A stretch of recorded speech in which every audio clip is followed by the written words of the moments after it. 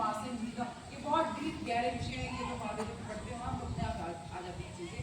तो मैं आज तुम्हें बताऊंगी आदिकाल, उसके बाद आता है बुद्धिकाल, उसके बाद आता है रीतिकाल, उसके बाद आता है आधुनिक काल।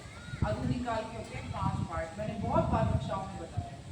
आदिकाल से शुरुआत हुई थी हिंदी की, तब क्या था, ये कविताएं नहीं होती थी। आदिकाल जो कविताओं का काव्य साम्राज्य शुरू हुआ है वो आदिकाल से शुरुआत हुई। क्या था,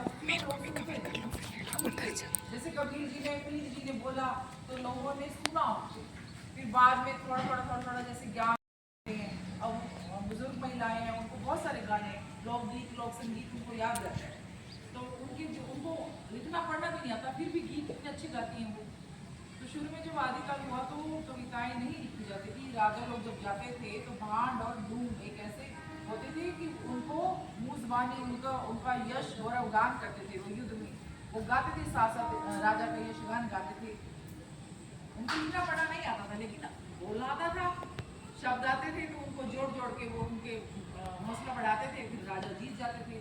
बड़ी मछली छोटी मछली को खा जाती है। बड़े बड़े राजा, हिसार का राजा और हाँसी का और बरवाला का और रियासतों से सब। 100 गज के प्लाट नायब सैनी, सोना पहली बार 1.12 लाख रुपए के पार, चांदी की तड़ी। 51 गांव के 103 सरकारी स्कूल रहेंगे बंद। Thanks, have nice day. Thanks Dinesh, करते हो नाउ आई